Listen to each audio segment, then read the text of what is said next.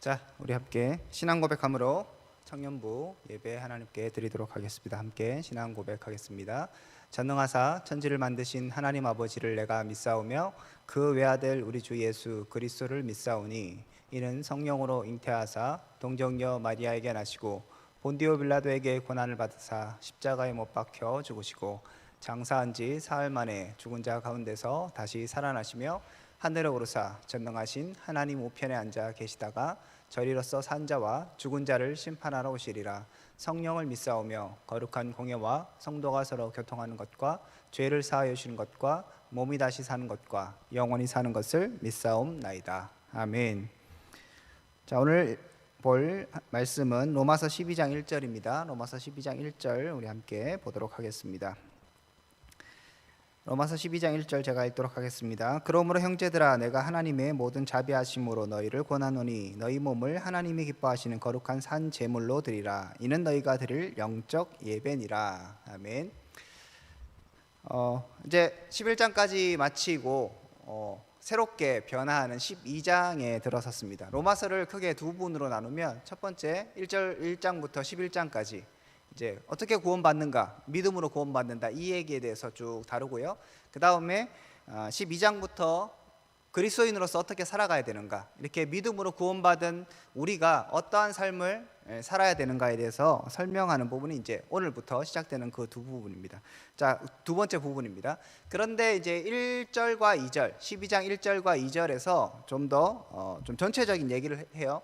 그래서 지금 계속 이 부분을 12장부터 또 계속 할지는 잘 모르겠는데 어쨌든 이제 1절을 보면서 우리가 어떻게 이제 믿음으로 구원받은 우리들이 어떻게 살아가야 되는가, 전체적인 좀 부분을 오늘은 좀 살펴봤으면 좋겠습니다. 그래서 여러분들이 그렇게 좀 이해하면서 오늘 본문을 보셨으면 좋겠어요. 익숙한 본문이죠, 그죠? 영적 예배 이런 얘기도 많이 하고 산재물 이런 얘기들도 여러분 많이 들으셨을 겁니다. 아마 암송도 할 수 있겠고요. 그래서 익숙한 그런 본문인데 실제적으로 우리가 이 부분을 또 익숙하지만 잘 모를 수도 있어요. 그래서 다시 하나하나 좀 살펴봤으면 좋겠습니다.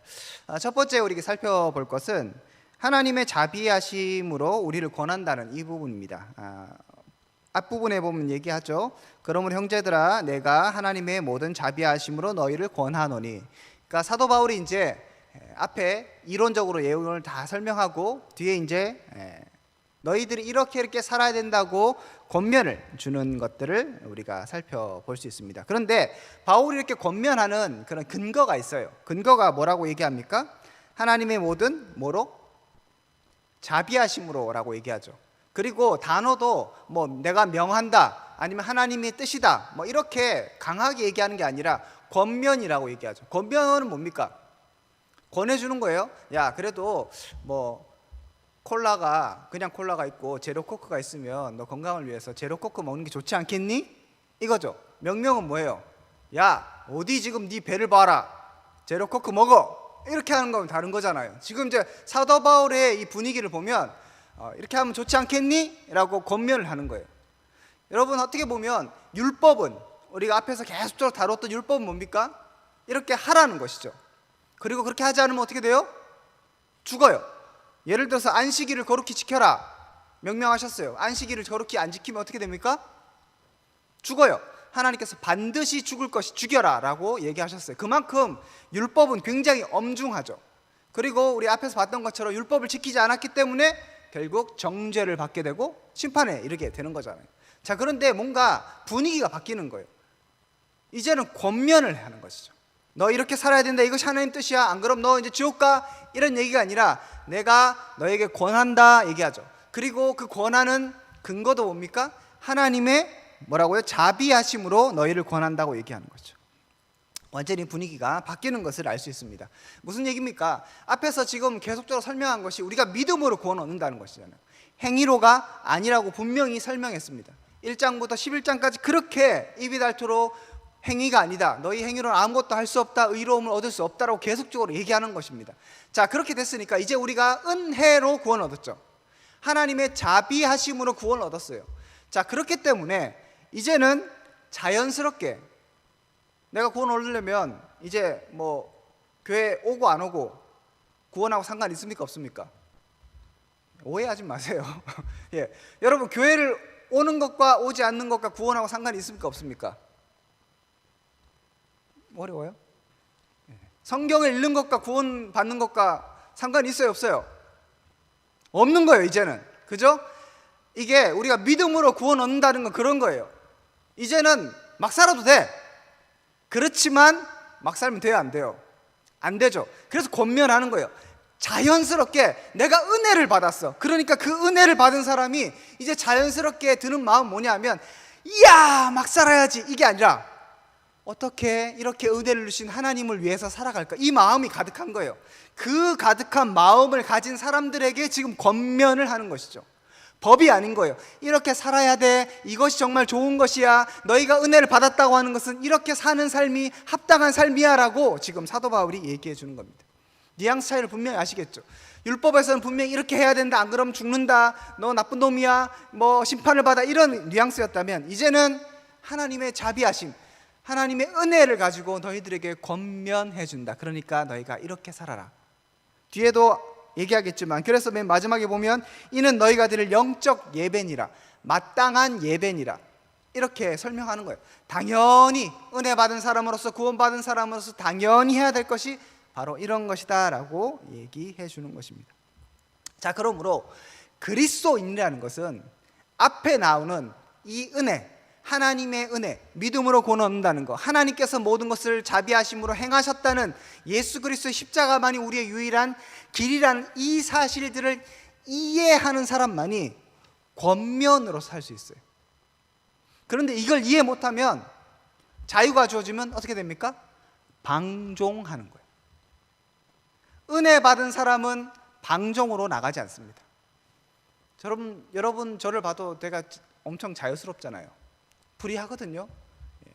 특별하게 막 이게 아니면 제 마음대로 살아요. 오해하지 마. 마음대로 산다는 게 이상하게 사는 게 아니라 편안하게 살아요. 그렇지만 뭐 제가 부족한 인간이라서 때로는 이제 방종으로 나갈 수도 있어요. 이러면 안 되는데, 이런 생각들이 들 때가 있지만, 하지만 편안하게 내가 하나님의 자녀이기 때문에 자유롭게 하나님을 위해 살아가는 거예요. 여러분도 마찬가지여야 합니다. 교회를 와야 되기 때문에, 안 그러면 뭐 구원 못 받기 때문에 교회를 오는 게 아니에요. 예배를 지금 뭐 무조건 드려야 되기 때문에 드리는 게 아니에요. 그냥 내가 구원을 받았어. 우리 지난주에 배웠잖아요. 하나님께서 이렇게 하셨다는 것을 깨달으니까 사도 바울이 와 기쁘다 하면서 찬양하잖아요. 당연한 결과이고 당연한 반응이에요. 매운 음식을 먹었을 때 맵다 하는 거고 당연한 결과. 그래서 예배 드리는 거예요. 예배를 드려야 되기 때문에 드리는 것이 아니라 당연하게 어떻게 하면 하나님을 기쁘시게 할까? 나 혼자 드리는 것보다는 모여서 드리는 게 낫고 함께 하는 것이 좋기 때문에 이 자리에 오는 거예요.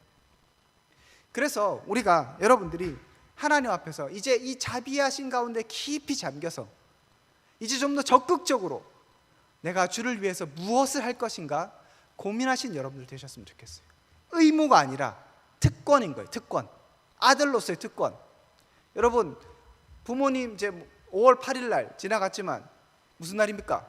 어버이날. 어버이날 여러분 뭐 카네이션을 안 달면 국가에서 나와서 경찰이 잡아갑니까? 그다음에 부모님이 더 이상 너희에게는 일주일 동안 밥을 안 주겠다 이렇게 하십니까? 아니잖아요. 그렇지만 내가 특권으로서 아버지 어머니에게 뭐 선물도 하는 거죠. 왜?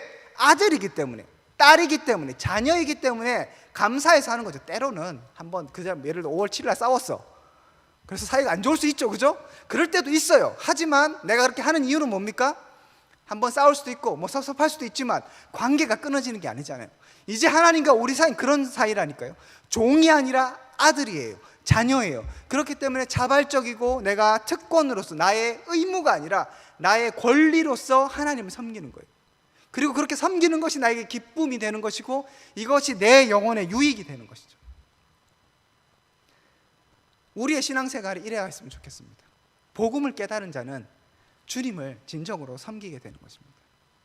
주님의 은혜를 깨달은 자는 하나님께 무엇을 드릴까 고민하며 즐거워하는 사람인 것이죠. 저는 저와 여러분들이 바로 이 즐거움에 참여하기를 원합니다. 그래서 사도 바울이 분명히 얘기하는 것이, 그러므로 형제들아. 왜 형제예요? 내가 이제 하나님의 자녀이고 너도 하나님의 자녀잖아. 이방인이나 헬라인이나 배운 자나 못 배운 자나 그런 게 중요하지 않다고 얘기했죠. 하나님 앞에서는 똑같아요. 그렇기 때문에 그 사람도 은혜 받은 사람이고, 그래서 우리의 형제예요. 형제들아, 내가 하나님의 모든 자비하심으로 너희를 권하노니. 기억해, 내가 지금까지 설명했던 그거 있잖아. 이것들로 너희들에게 권하는 거야. 내가 무슨 사도이기 때문에, 내가 먼저 된 자이기 때문에 너에게 막 해라, 이게 아닌 거예요. 제가 여러분에게 얘기하는 것은 목사이기 때문에 뭐 듣겠습니까? 그죠? 그걸 얘기하는 게 아니라 지금 하나님의 모든 자비하심으로 여러분이 지금까지 들어왔던 하나님의 그 은혜, 이것들에 근거하여서 말씀드리는 겁니다. 그러면 무엇을 해야 합니까? 너희의 몸을 하나님이 기뻐하신 거룩한 산 제물로 드리라. 자, 어떻게 해야 합니까? 제물을 드리라고 얘기합니다. 그런데 그 제물을 무엇으로 하라고 얘기해요? 동물을 드리는 것이 아니고 뭐 돈을 드리는 것이 아니라 너희의 몸을. 그러면 어떻게 해야 합니까? 몸을 드리는 거 어떻게 드리는 걸까요? 하나님, 제 몸을 바칩니다. 이렇게 두꺼봐 헌지 죽게 새집다오 하면서 얼굴을 드립니다. 새로운 얼굴로 바꾸십시오. 뭐 이런 겁니까? 이 몸을 드린다는 건 내 전 삶을 드리는 것이죠. 나의 모든 것을 드린다는, 육체만이 아니라 내 영혼, 나의 삶, 나의 시간, 나의 재물, 내가 사랑하는 모든 그것을 하나님께 제물로 드리는 거예요. 제물은 뭡니까? 제물은 죽이는 거잖아요. 그래서 여기 물론 이제 나를 죽인다는, 아예 목숨을 끊어놓는 것은 아니기 때문에 산 제물로 드리는 거예요. 그래서 그런 예전의 과거의 제사 제도와는 다르지만 제물이에요. 완전히 드리는 거예요. 그래서 막 이게 내장을 이렇게 자르고 배를 가르고 이제 내장을 막 끄집어내고 다 태우잖아요. 완전히 드리는 거예요. 나의 몸을, 나의 전 생애를 완전히 드리는 거예요. 자, 이렇게 얘기하면 또 와, 내 걸 다 드려야 돼? 이런 생각이 나면 이거 아직 하나님의 자비하심을 제대로 깨닫지 못한 거예요. 그게 아니고 당연히 이제 하나님의 자비하심을 경험했다면, 하나님 은혜를 경험했다면 이제 기꺼이 나의 모든 것을, 나의 몸을 거룩한 산 제사로 하나님께 드릴 수 있는 거예요. 여러분의 인생을, 여러분의 삶을 주님께 드리십시오. 의무가 아니라 특권입니다. 삶을 드려라 이러면 좀 부담이 되긴 하지만 앞에서 얘기했던 것을, 논리를 계속 따라가 보면 여러분, 이것이 특권입니다. 이것이 기쁨이에요. 드리면 하나님께서 더 큰 것으로 갚아주시고요, 하나님께 드리는 것이 자녀의 특권입니다. 이 특권을 누리십시오. 괜히 하나님 앞에서 이거 드려야 되나 말아야 되나, 10,000원짜리 두 개 있으면 10,000원을 드릴까? 10,000원? 왜 나에게 1,000원짜리가 없단 말인가? 이게 아니고 기꺼이 기쁜 마음으로 하나님께 드릴 수 있는 그런 것이 우리의 특권인 거예요. 전 여러분들이 이 특권을 누렸으면 좋겠습니다. 다음 주 수련회 있잖아요. 수련회는 여러분의 무엇입니까? 의무가 아니라 특권. 이 놀랍지 않습니까? 완전히 관점이 바뀌는 거예요. 수련회 가는 건 나의 특권이요, 강사의 1시간 설교는 나의 즐거움인 거예요. 왜 30분 안 하고 1시간을 해? 왜 1시간만 하지 왜 2시간을 해? 이게 아니라 뭐다? 특권이다. 물론 이 땅의 삶이 좀 부족해서 때로는 재미없는 설교가 1시간, 2시간 될 수 있어요. 하지만 그래, 특권이다. 이게 받아들이는 거하고 의무로 짜증나는데, 이게 아닌 거예요. 여러분 가운데 말씀이 들려지는 것도 특권이고요, 여러분의 삶을 드리는 것도 특권이고 즐거움이 되어야 하는 것입니다. 여러분의 몸을 드리십시오. 자, 그럼 여러분의 몸을 어떻게 드리는가? 여기 본문에서 이제 몇 가지를 얘기하는데 한 2가지만 얘기해 보면, 첫 번째, 너희 몸을 하나님이 어떻게 하시는? 기뻐하시는 이라고 얘기하죠. 자, 몸을 드릴 때 여러분 이거예요. 선물을 줄 때 그 선물을 받는 사람이 기뻐하는 선물을 주는 게 가장 좋은 선물이죠. 그죠? 의무는 달라요. 의무감으로 선물 줘야 될 때가 있잖아요. 예를 들어서 예를 들어 거래처 사장이라고 칩시다. 거래처 사장이야. 그러니까 거래처 사장이니까 선물을 명절 때 예를 들어 선물 줘야 되면 이 거래처 사장님이 도대체 뭘 좋아하실까, 뭘 기뻐하실까 막 맨날 며칠 고민하면서 그렇게 합니까? 대충 가격대 생각해서 무난한 거 이런 거 주잖아요. 그죠? 맞죠? 여러분이 저에게 선물을 줄 때 어떤 마음으로 줄지는 잘 모르겠는데 좀 고민하면서 주시기 바랍니다. 주는 사람도 없지만 그 다른 거예요. 그죠? 근데 내가 정말 사랑하는 사람이라고 쳐요. 내가 정말 너무 감사해서 이 선물을 줘야 되겠다 쳐요. 그러면 어떤 마음이 듭니까? 이 사람 뭘 좋아하지? 이걸 주면 좋아할까? 싫어할까? 이런 거 있잖아요. 요즘에 뭐 카톡으로 선물 주기가 굉장히 발달됐으니까 쉬워요, 그죠? 그랬을 때 여러분 커피를 한 잔 준다고 해도, 예를 들어 이수근 목사님한테 커피를 준다고 해. 그랬을 때 그냥 대충 커피 제일 싼 거, 이디야, 뭐 이디야 있나 모르겠다, 뭐 준다고 쳐요. 그렇지만 정말 감사해서 주게 되면 어떻게 돼요? 이수근 목사님 어떤 커피를 좋아할까? 스타벅스를 좋아하실까? 그 다음에 투썸을 좋아하실까? 아니면 뭐 다른 커피를 좋아하실까? 커피만 드시면 너무 허전하지 않을까? 조각 케이크 더 있어야 되지 않을까? 조각 케이크는, 우리 목사님은 치즈 케이크를 좋아하실까? 초코 케이크를 좋아하실까? 그런 거 아니에요? 그러면 우리가 하나님께 우리의 몸을 드린다고 할 때 여러분 어떻게 하셔야 됩니까? 하나님 뭐 대충 우리 받으세요, 이게 아니라 하나님이 기뻐하신 제물로 드려야 되는 거예요. 내가 기뻐하는 게 아닌 거예요. 하나님이 기뻐하시는 제물로 내 삶을 드려야 되는 겁니다. 그래서 여러분들이 고민해야 될 것은 이제부터 하나님이 무엇을 기뻐하시는가. 그래서 종종 얘기하지만 하나님이 무엇을 기뻐하시고 하나님의 취향은 무엇이고 하나님 원하신 것이 무엇인가는 어떻게 알 수 있어요? 성경에 써 있는 거예요. 그래서 보는 거예요. 하나님 뜻대로 살고 싶은데, 하나님 뜻대로 살아야 하는데 어떻게 살아야 되는가? 내 생각대로 하면 안 돼요. 그래서 잘 하나님을 모르는 사람들은 그냥 열심히 하는 거예요. 새벽 예배도 나오고 저녁 예배도 나오고 뭐 오후 예배도 나오고 뭐 화요일도 나오고 수요일도 나오고 목요일도 나오고, 그게 나쁘다는 게 아니라 그래서 해서 나는 잘했다고 생각하는 거죠. 이스라엘 백성들 어떻게 했습니까? 율법을 열심히 지켰어요. 열심히 제사를 드렸습니다. 그렇지만 그것이 하나님이 기뻐하시는 것이었나요? 아니라고 얘기하잖아요. 하나님은 성전문을 좀 닫았으면 좋겠다고 할 정도로 거부하셨어요. 내가 열심히 한다고 되는 게 아니에요. 내가 기뻐하는 대로 이렇게 하면 하나님 좋아하시겠지. 하나님은 예를 들면 떡볶이를 좋아하실 거야. 하나님은 밀가루를 안 좋아하시는데, 예입니다. 그렇다는 게 아니라 그냥 그렇게 내가 떡볶이 좋아하니까 하나님도 좋아하실 거야, 이렇게 하는 거예요. 여러분, 내가 돈을 좋아하니까 하나님 돈 좋아하시겠습니까? 그래서 내가 헌금 이 정도 했으면 됐지라고 그거 끝내버리는 거예요. 하나님이 그것을 기뻐하실까요? 이런 질문을 제대로 해야 되는 것이죠. 하나님 무슨 거짓입니까? 하나님 돈이 없어요? 그렇지 않잖아요. 그런데 내가 저도 그래요. 다른 모든 선물보다 돈을 주면 제일 좋잖아요. 10만 원 준 것보다 20만 원이 좋고 20만 원보다 30만 원이 좋죠. 그러니까 우리도 이렇게 생각하는 거야. 하나님께 드릴 때 내가 제일 기뻐하는 게 무엇인가? 돈이지. 뭐니 해도 머니지. 그럼 10만 원을 드릴까? 그래도 20만 원 받았을 때가 더 좋겠지. 그래서 감사헌금 딱 드리면 나는 하나님께 의무를 다했다, 정말 난 최선을 다했다, 이런 식으로 생각하고 끝내버리는 것이죠. 이것은 신앙생활이 아닙니다. 나 중심적인 생활이에요. 하지만 성경은 뭐라고 얘기합니까? 오늘 본문은 무엇이라고 얘기합니까? 은혜 받은 사람은 어떤 삶을 살아야 합니까? 우리의 모든 삶을 다 드리는 것인데 하나님이 기뻐하시도록. 열심으로 되는 게 아니에요. 돈으로 되는 것도 아닙니다. 예를 들면 젊음으로도 되는 것도 아니에요. 다른 것이 아니라 하나님이 기뻐하시는 대로, 하나님의 법대로 우리가 우리의 삶을 드릴 때 하나님께서 그 재물을 받으시는 겁니다. 두 번째, 성경에 보면 그 다음에 재물을 하나님 기뻐하시는 거룩한 재물로 드리라고 얘기하죠. 이 거룩한 재물은 뭡니까? 구별되는 것이죠. 다른 것과는 구별되는 것. 그래서 깨끗한 것일 수 있고, 이제 과거 제사제도에서 재물의 중요한 것은 두 가지가 있겠는데, 오늘 본문으로 비춰보자면 첫 번째는 하나님께서 갖고 오라는 게 있어요. 소, 양 이런 거 있잖아요. 하나님, 제가 알고 보니까 뱀이 건강에 그렇게 좋대요. 그래서 하나님께 이 건강에 좋은 뱀을 드려야 되겠다. 이건 내 중심인 거예요.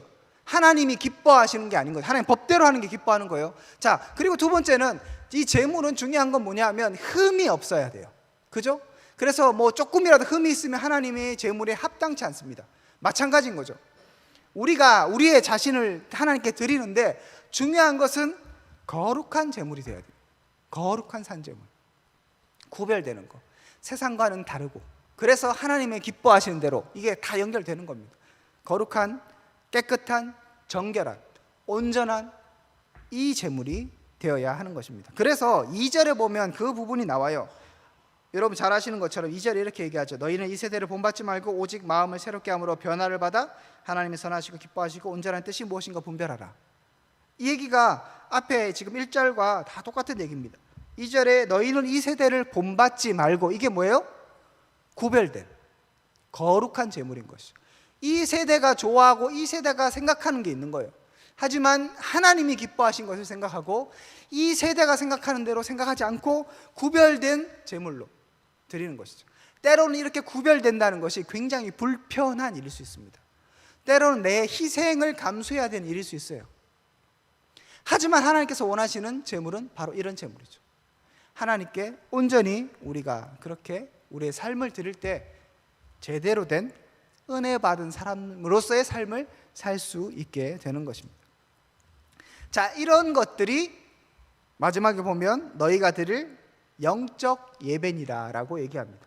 이 영적 예배라는 거 여러분 뭐 많이 들으셨겠지만, 이게 원어로 보면 영적이라기보다는 이렇게 뭐 영으로도 번역할 수 있는데, 근본적인 건 이제 뭐 지식, 리저너블 뭐 이런 건데, 그래서 이것을 영으로도 해석할 수 있지만 영이라는 게 스피리추얼 그런 영이 아니에요. 그냥 지식, 뭐 이렇게 마음, 이런 의미에서의 지금 영이거든요. 그래서 이것을 정확하게 번역하자면 마땅한 예배니라라고 번역할 수 있어요. 또 하나 여기서 예배라고 번역됐는데, 이 예배라는 번역이 약간 좀 오해를 살 수 있어요. 예배 생각하면 지금 이 시간에 예배를 생각하잖아요. 그런데 이것도 원어적으로 보면 그냥 섬김이에요. 그래서 다시 얘기하면 이렇게 하나님께 너희의 몸을 기뻐하시는 거룩한 산 제물로 드리는 것이 뭐냐 하면, 이것이 너희가 드릴 마땅한 섬김이다 라고 번역할 수 있습니다. 그거예요. 우리의 마땅한 섬김. 자, 앞에서도 얘기했지만 은혜 받은 사람, 하나님의 구원이 무엇인가 깊이 깨달은 사람, 예수 그리스도의 십자가 외에는 아무런 대안이 없고 내가 아무것도 구원을 위해서 할 수 없다는 것을 깨달은 사람이 뭘 하는가? 그 사람은 자연스럽게 나오는 결과로서 마땅히 드릴 섬김이 있는데, 그 섬김은 바로 얘기하는 것처럼 너희의 몸을 드리는 것이다 라고 결론 지을 수 있는 것이죠. 여러분, 우리가 하나님께 뭔가를 드려서 하나님을 기쁘시게 할 수 있겠습니까? 쉽지 않아요. 제가 여러분에게 10만 원 주면 좋겠어요, 안 좋겠어요? 좋죠. 그런데 제가 누굽니까? 이재용 삼성 부회장한테 10만 원을 줬어요. 그 사람 어떻게 생각하겠어요? 날 거지로 하나? 뭐 그렇게 생각할 거 아니에요. 달라요. 하나님께 우리가 뭔가를 드린다고 했을 때 하나님이 무슨 이렇게 그것 때문에 부자가 되고 막 좋아지고 이럴까요? 그렇지 않아요. 유치원에서 이제 아들이 뭐 이렇게 해오잖아요. 그러면 인간적인 기준을 치면 전 또 그런 거 싫어하거든요. 말도 안 되는 거 갖고 와요. 막 색칠이라고 해봤자 그게 색칠도 아니고 낙서죠, 그죠? 그림도 엄마 아빠를 그렸다는데 그냥 눈, 코, 입이 있을 뿐 때로는 코도 없고, 그럼 그냥 이것을 사람이라고 생각해 줘야 사람인 것이지, 그를 무슨 피카소처럼 그려갖고 와요. 그랬을 때 저에게 도움이 되겠습니까, 안 되겠습니까? 아무 도움이 안 돼요. 그럼 뭐 만들기를 해서 갖고 와. 뭐 어디 쓸 데 있겠습니까? 없어요. 뭐 사진 같은 거 이렇게 붙여갖고 뭐 이렇게 이것저것 뭐 해갖고 와요. 그러면 아무 쓸 데 없어요. 그런데 이제 뭐 교육상, 그 다음에 또 부모로서 한 번씩 이렇게 그림을 갖고 오면, 사진 뭐 이렇게 뭐 작품을 갖고 오면 냉장고에 붙여놔요. 왜 그렇죠? 진짜 가치가 있어서 그냥 걔가 나한테 준 거니까. 그게, 그리고 뭔가를 했다는 것 자체. 사실 뭐 어버이날도 뭘 갖고 왔어요. 카네이션 같은 거 지가 했겠어요? 선생님이 다 했겠지. 그걸 갖고 왔어. 그럼 내가 어떻게 해요? 이 선생님이 했고 시켜서 했고, 지가 카네이션이 뭔지 뭘 알며, 그다음에 어버이날이 뭔지를 뭘 알겠어요. 그냥 갖고 와라니까 갖고 왔고, 하라니까 하고, 그림 그리라니까 뭐 대충 낙서를 했겠죠. 그래서 갖고 왔어요. 그랬을 때 저는 어떻게 반응합니까? 아이, 수고했다. 야, 대단하네. 너는 정말 엄청난 재능 가졌구나. 이렇게 얘기하는 게 진짜 재능을 가져서, 아니면 진짜 뭔가를 잘해서 하는 게 아니잖아요. 우리가 마찬가지입니다. 하나님께 드릴 수 있는 것은 내 삶을, 내 몸을 막 드리고 하나님이 기뻐하신 걸 했을 때 하나님께 뭐 하다못해 플러스 0.00001이라고 되는 게 있냐고요. 없어요. 오히려 쓰레기예요. 여러분, 요즘은 쓰레기는 종량제 봉투에 넣으면 돈이 더 들어가요. 안 갖고 오는 게 더 나아. 그런데 그것을 받는 건 왜입니까? 관계이고 아들이고 자녀이기 때문이죠. 자, 하나님께서 이렇게 얘기하신 거예요. 너희에게 마땅히 드릴 하나님의 섬김이라고 얘기했을 때 이 섬김이라는 것이 어떤 의미인가 아시겠죠? 여러분, 그래서 제가 오늘 11장 35절의 얘기를 다시 한번 적었는데, 로마서 11장 35절에 누가 주께 먼저 드려서 갚으심을 받겠느냐. 하나님께 뭔가 드려서 와 대단하구나, 이거 내가 너 더 줄게, 뭐 선물이다, 이렇게 할 게 없다는 거예요. 하나님께 더 할 게 아무것도 없습니다. 하나님은 그 자체로 완전하신 분이에요. 우리는 부족한 것이 있기 때문에 뭔가 누가 주면 플러스 1이 돼요. 하지만 완전하신 분은 거기에 뭔가를 해도 그냥 완전이에요. 무한대 1, 무한대 플러스 1은 뭡니까? 무한대예요. 그렇죠? 아무런 플러스가 되지 않습니다. 이게 하나님이신 거예요. 우리가 뭔가 그렇게 한다고 해서 뭔가 하나님이 대단해지고 무슨 영광을 받으신 게 아니라는 것이죠. 하지만 그 행위, 그 마음, 그렇게 은혜를 받은 자가 그것을 깨닫고, 그죠? 하나님이 누구인가를 깨닫고, 그것 때문에 제 아들이 정말 말도 안 되는 걸 갖고 오는 그것이지만 그것을 기뻐하신다는 것이죠. 그것이 마땅한 섬김이라고 오늘 본문이 얘기하는 것입니다. 전 여러분들이 이 섬김 가운데, 이 특권 가운데 살 수 있기를 축복합니다. 진짜입니다. 그렇게 사셔야 하는 것이죠. 내가 뭔가 이렇게 예배를 막 많이 나가주면 하나님 뭐 엄청나게 뭐 대단해지시고 뭐 바뀔 것 같습니까? 안 그래요. 아무 상관없어요. 그래서 하나님은 저 돌들로도 나를 찬양케 할 수 있다고 하나님께서 말씀하십니다. 그렇지만 그 하나님의 은혜를 깨달은 사람이 자녀가 되었고요, 자녀로서 신분으로 나오기 때문에 종이 아니라, 그래서 권면해 주는 것이고요, 자비하심으로 근거를 되는 것이죠. 그 자녀로서 나오는 사람이 마땅히 그렇게 할 때 하나님은 영광 받으시며 기뻐하시는 것입니다. 그래서 은혜 받은 사람, 구원이 무엇인가 아는 사람, 예수 그리스도의 십자가가 무엇인가 아는 사람만이 하나님 뜻대로 살 수 있고요, 하나님을 기쁘시게 할 수 있고요, 하나님께 영광을 돌릴 수 있는 것입니다. 복음을 깨달으시기를 다시 한번 축복드립니다. 날마다 말씀 가운데 하나님의 은혜를 깨달으시기를 축복합니다. 늘 말씀 가운데 거하시며 그 말씀이 나를 어떻게 바꾸어가고 하나님의 은혜가 도대체 무엇인가, 물론 뭐 얼마 전에 깨달았겠죠. 그지만 우리 육체가 여전히 약하기 때문에 또 때로는 까먹을 수 있잖아요. 때로는 엉뚱한 짓 할 때 있잖아요. 그때 다시 기억하는 것이죠. 아, 그렇지, 난 하나님의 자녀이지, 하나님께서 나를 이렇게 사랑하셨지, 하나님께서 나에게 이렇게 자비를 베푸셨지, 이 사실을 깨달게 될 때 다시 한번 우리는 하나님께 마땅히 드리는 섬김의 특권으로 나가게 될 것입니다. 이 특권을 누리는 저와 여러분 될 수 있기를 주님의 이름으로 축복드립니다. 기도하겠습니다. 하나님 감사합니다. 우리가 주님의 자비하심 가운데 거하며 그 자비하심으로 인하여서 마땅히 드릴 섬김이 있다는 것을 다시 한번 기억하며 하나님을 섬기고 하나님을 찬양하며 하나님과 함께 동행하며 온전히 예배드리는 우리 한 사람 한 사람 될 수 있도록 은혜를 베풀어 주시옵소서. 하나님, 다음 주에 일일 수련회가 있습니다. 그 시간 가운데 함께 하셔서 주의 말씀이 들려지게 하시고 그 말씀을 통하여 우리가 다시 한번 주님 깨닫고 이 자비가 무엇인가, 하나님이 또 우리에게 기대하시는 것이 무엇인가 깊이 깨닫고 돌아가는 귀한 시간 될 수 있도록 함께하여 주시옵소서.